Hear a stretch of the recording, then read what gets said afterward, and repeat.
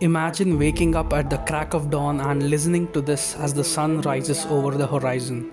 What you just heard was the Mahishasura Mardini program broadcast by All India Radio at 4 am in the morning on the auspicious day of Mahalaya, which marks the beginning of the 10-day-long Durga Puja festivities.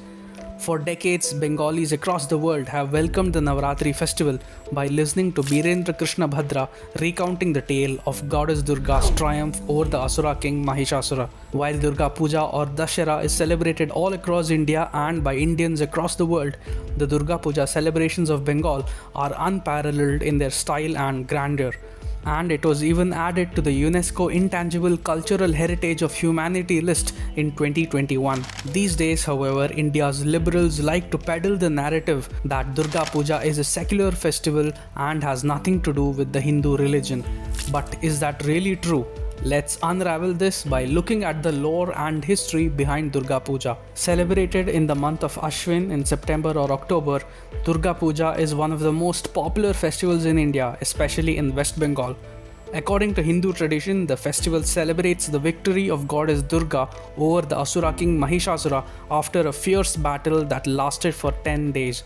Puja pandals are set up in colonies and parks with throngs of devotees visiting one pandal after another to have a darshan of Ma Durga. The sound of dhak or drum and shank or conch shell along with the smell of freshly cooked bhog accompanies the various rituals in Durga worship.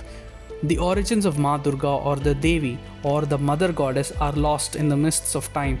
We find mentions of the goddess in various texts from the Vedic era and also in the Ramayana and Mahabharata.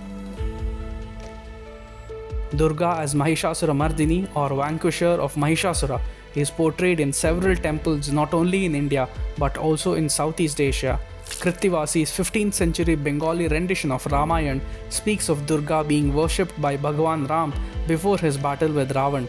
Dashera also marks the day that Lord Ram defeated Ravan.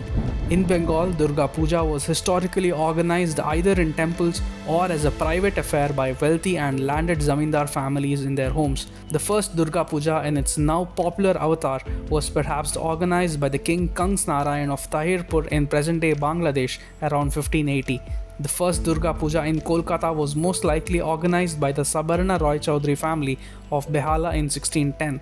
The Grand Durga Puja organized by Shobha Bazar's Navakrishna Dev in 1757 even left the British awestruck. But with the advent of British colonialism, even the nature of Durga Puja changed. Durga worship became more and more linked to the fervor of Indian nationalism. The 19th century writer Bhudev Mukhopadhyay wrote that the story of the Shakti Pithas, the legend that the parts of the goddess's body was scattered all over India, was really an allegory.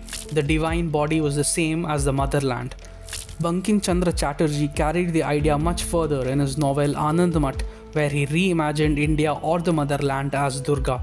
Within the novel, the song Vande Mataram, which is today India's national song, pays homage to this motherland that is prosperous, beautiful and endowed with the potentialities of great power. Vande Mataram also became the battle cry of Bengalis mounting a resistance against British rule.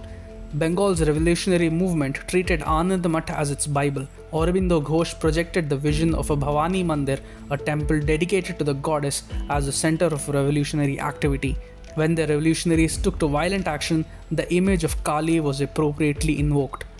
Durga Puja began to be organized publicly at a community level in localities.